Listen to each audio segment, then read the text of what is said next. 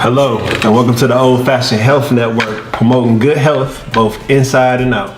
My name is Kedrick Sledge, and my guest today is Mr. Don E. Miller. Mr. Miller, it's good to see you again, brother. Good seeing you, man. Always a pleasure. Nice to be here. Give me a little background about yourself. Well, I grew up in Orlando, Florida. Okay. Moved here to Atlanta back in 1999. 99. Moved to this area.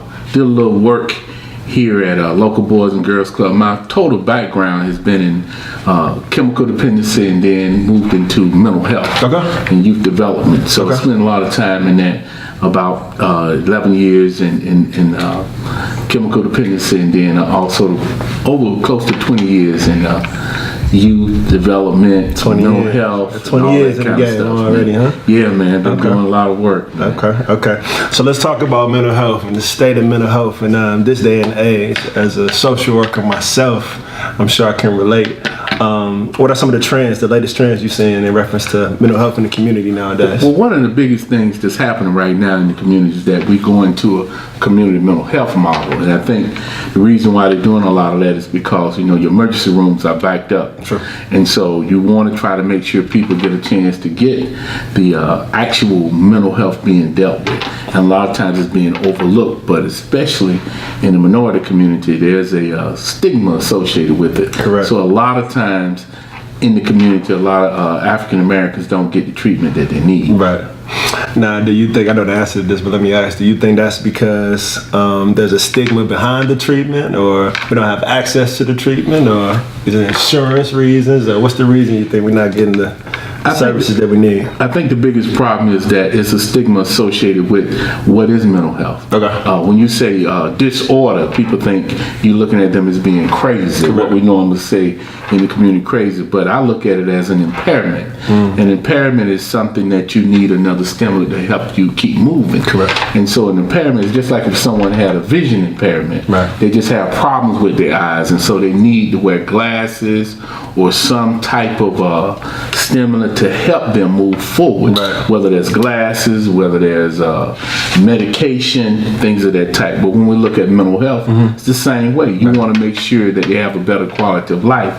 But in the minority community, when we look at look at it like say that. crazy, something wrong with them. But in actuality, it's better to get help. Yeah, not get help. a lot of times we believe in praying it away, or reference to little kids, sometimes we discipline it away, whatever the case may be as well. So I see that in the schools a lot of times. We will start the services, but we won't follow up and complete the services. So we have to look at the beginning stages. Right. We have to look at the piece that, I look at it this way. Okay. The word I always use with people when I deal with them in mental health is that there's a genesis to a thing. There's a beginning. And so when we look at the beginning, we start looking at some of the reasons why. And one of the main reasons is trauma. And trauma is not what's wrong with you, but trauma is what happened to you. And so when you start looking at what's happening, you start putting pieces together, right, and let you know that something's going on. Okay. So let's talk about some of the triggers in reference to trauma. So I'm sure it's father not being at home. That's one. I'm sure it's a lot of black males being incarcerated. That's another one. That's another one. And I'm sure we can go on and go on. We can go on, man. One of the major traumas, I think, a lot of times is that we don't deal with some of the violence in our community. Okay. Violence, not necessarily just verbal, but physical, emotional, financial. Right. You can look at all kind of violence that kids see every day, even with their parents arguing, having fights, and all kind of things can happen in the community. And even you can look at the weather. If you dealt with individuals that had that experience in Hurricane Katrina, true, you can just look at the weather when it's getting cool outside, or when there's some rain. They go right back to that trauma. One of the major things with black men is depression, because a lot of times we don't deal with issues. Because we macho, we macho. We don't get depressed. We macho, and we men. So we self-medicate, man. We self-medicate. That's true. We self-medicate, and self-medication is that we take something to deal with it. So alcohol, marijuana.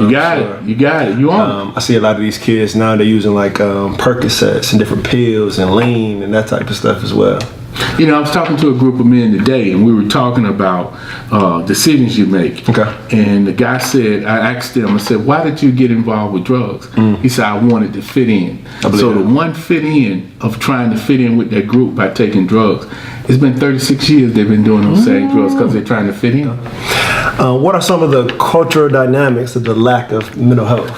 One would be you would see it early on with behavior issues in the school system. Okay. Violence in the community. Okay. More individuals would be in jail. Okay. More individuals end up homeless because underneath all the other issues that you see going on, when you start looking at behavior, when you look at crime, when you look at all those things, there may be some mental health there that's been undiagnosed, you know, and not dealt with. So what happens when you see some of the violence, when you see some of the other things, and like I said earlier, it starts with the trauma not being addressed. Then you start seeing self-medication. You know, the self-medication is the crime. The self-medication is, I want to belong to something, so I get involved with a gang. Because a gang make me feel good.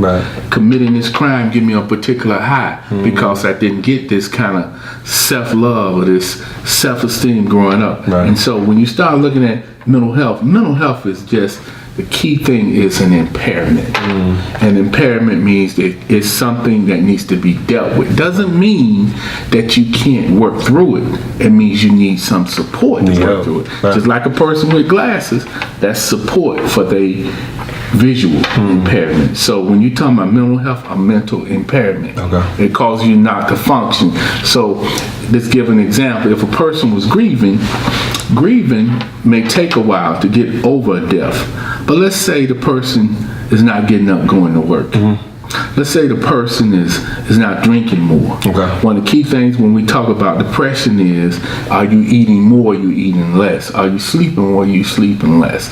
So when you start seeing these things, that's an impairment. They're not functioning like they should be on a day-to-day basis. So if you see signs like this in family members, you really need to get them help.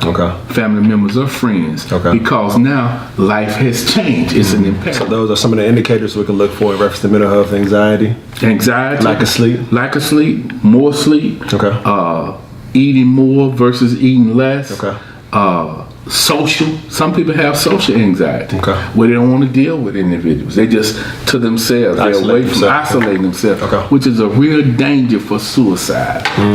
You know, when you isolated dealing with issues, a lot of times you're by yourself, and that's hard to deal with stuff versus dealing with someone, talking to someone. My thing has always been this: it's better for you to talk to someone than not talk to someone. Let's talk about some of these books. I'm looking at your bio. Let's talk about some of these books. One in particular that I liked, where you talked about Mothers and Sons, A Journey of Healing. Right. That book really talks about the relationship between a boy and his mother, because that sets the tone for his relationship with women. That's right. If that's the first woman that's going to love him and show him the support that he needs from a female standpoint, that's going to set the tone for the type of women he deals with in his life. That's true. And if you find men who have problems with their mother, they're going to have problems with women. That's true. Let alone grandma being 32 nowadays. Exactly. 33 nowadays. Exactly. You learn how to respect a woman through respecting your own mom. That's true. Okay. Well, we're going to take a break and we're going to come back with the Old Fashioned Health Network.